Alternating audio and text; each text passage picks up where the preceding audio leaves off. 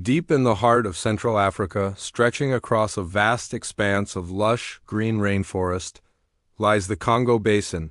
This incredible region, second only to the Amazon in size, is not just a sanctuary for unparalleled biodiversity, but also the ancestral home to a mosaic of vibrant cultures.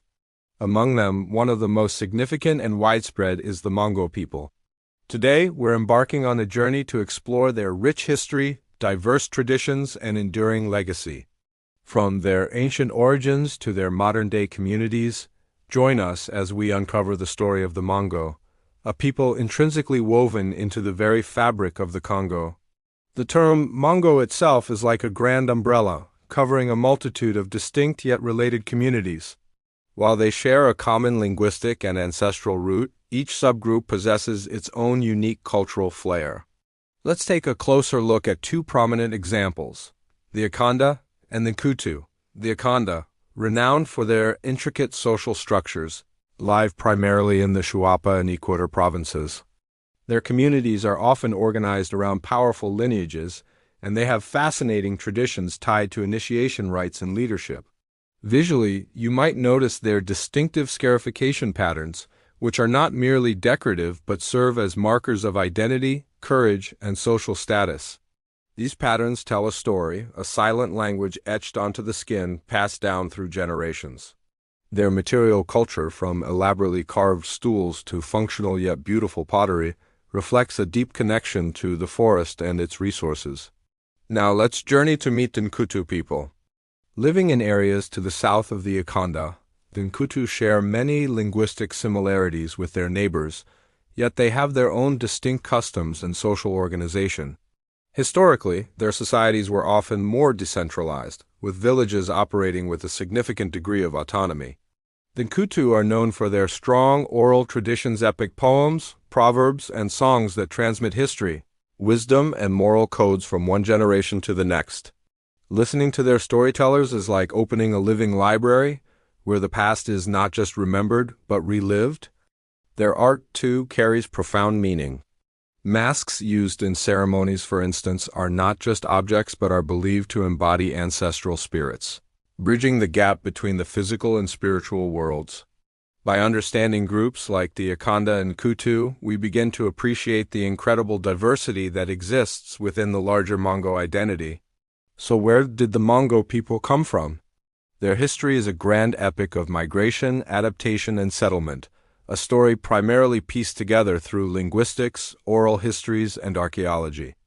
It's widely believed that the ancestors of the Mongo were part of the great Bantu migrations that swept across much of sub-Saharan Africa thousands of years ago. Originating from a region near present-day Cameroon and Nigeria, these Proto-Bantu speakers began a centuries-long expansion, carrying their knowledge of agriculture, particularly the cultivation of yams and oil palms and ironworking with them. As they moved southward and eastward, they followed the great rivers of the Congo Basin, which served as both highways and sources of life. The Mongo-speaking peoples began to establish themselves in the dense equatorial rainforest. This environment, while rich in resources, also presented unique challenges. They had to adapt their farming techniques to the forest soil and learn to hunt, fish, and gather the bounty of their new home. This process of settlement was not a single event, but a gradual wave of movement and cultural evolution.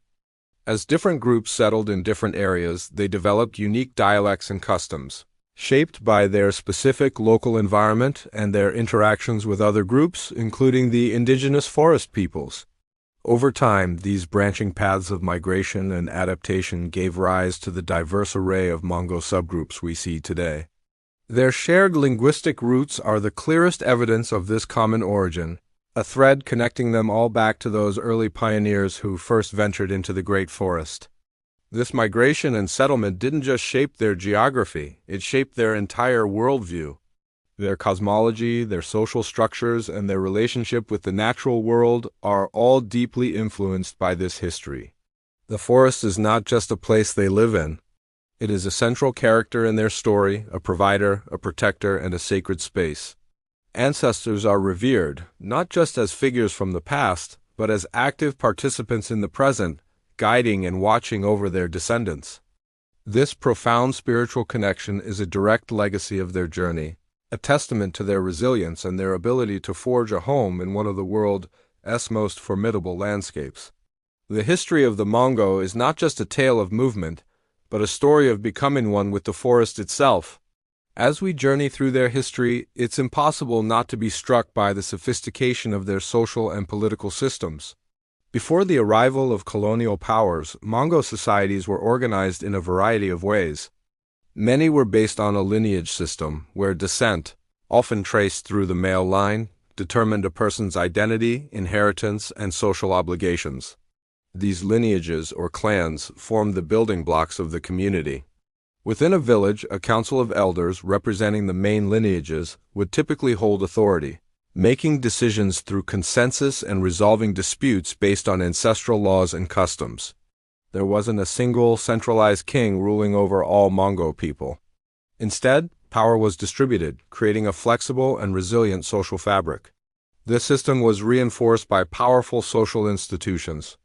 Age-grade associations, for example, brought together men or women of a similar age, creating strong bonds of solidarity that cut across family lines.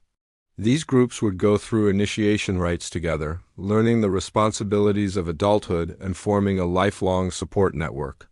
Secret societies also played a crucial role in maintaining social order, acting as a check on the power of chiefs and elders, and enforcing moral codes through spiritual and ritual means. The intricate balance of power between lineages, elders, and these societies created a stable and well-ordered world. It was a system built not on coercion, but on shared values, mutual respect, and a deep understanding of human relationships. Of course, the arrival of European colonialists in the late 19th century brought profound and often devastating changes. The imposition of new borders, new political structures, and a cash crop economy disrupted traditional ways of life. The colonial administration often misunderstood or deliberately dismantled these complex social systems, replacing them with more hierarchical structures that were easier for them to control. Despite this immense pressure and the turmoil that followed, the core tenets of Mongo culture proved remarkably resilient. The importance of family, the reverence for ancestors, and the power of community have endured, adapting to new realities while holding on to their essential spirit.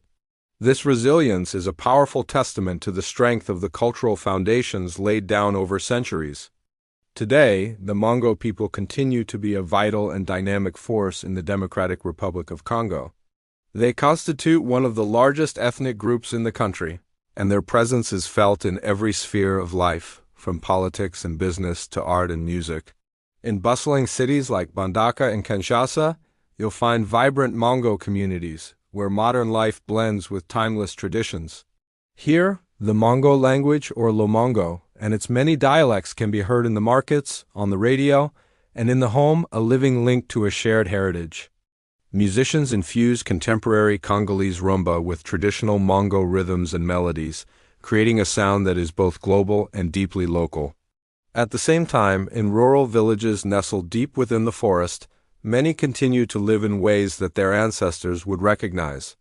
They practice subsistence farming, rely on the forest for medicine and materials, and pass down oral histories to their children around the evening fire.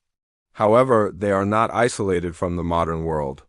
They face pressing challenges, including deforestation, loss of biodiversity, and the need for better access to education and healthcare.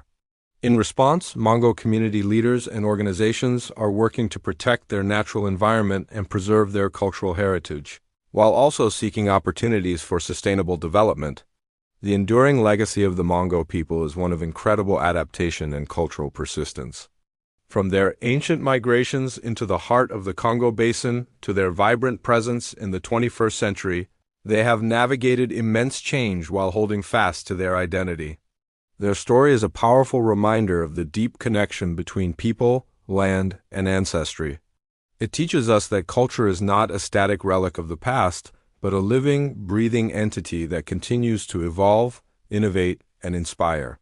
The Mongo are not just a chapter in the history of Central Africa. They are active authors of its present and its future. Thank you so much for joining us on this incredible journey into the world of the Mongo people. We've only just scratched the surface of their rich and complex culture. If you found this exploration fascinating, please give this video a thumbs up and consider subscribing to our channel for more deep dives into the diverse cultures that make up our world. Don't forget to hit the notification bell so you won't miss our next adventure. We'd love to hear your thoughts, so please leave a comment below. Until next time, stay curious.